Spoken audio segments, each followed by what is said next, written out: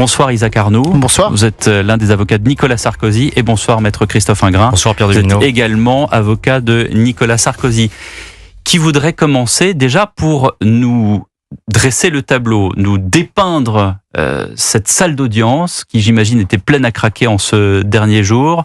Avec ce qu'on sait, on avait jusqu'à présent, maître Ingrin, le réquisitoire du parquet national financier qui demandait 7 ans d'emprisonnement pour le président Sarkozy, 5 ans d'inéligibilité, 300 000 euros d'amende. Et donc, dernier jour très attendu avec vous, les avocats de la défense, chacun d'entre vous.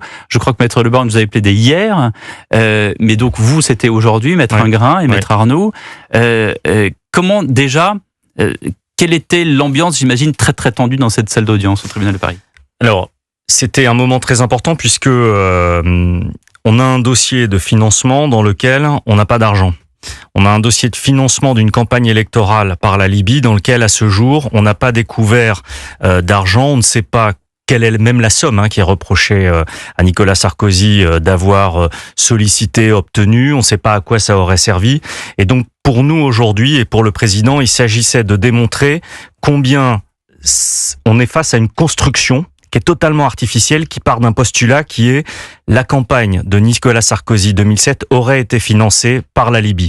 Et c'est à partir de ça qu'un dossier a été construit et qu'un dossier a grossi en s'appuyant sur des approximations, sur des témoignages qui sont des témoignages très douteux, qui sont surtout nés de l'intervention de la France en Libye en mars 2011.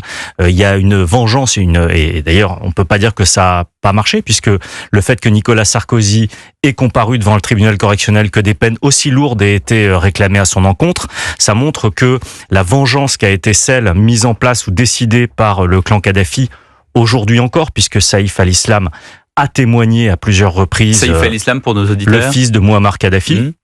Donc, tout ça est fait pour aboutir à la condamnation de Nicolas Sarkozy, un dossier fabriqué de toutes pièces, une construction intellectuelle dans lequel on n'a aucun élément matériel. Je parle, alors, vous avez entendu à plusieurs reprises que les magistrats, le parquet n'utilisent même plus le mot de preuve.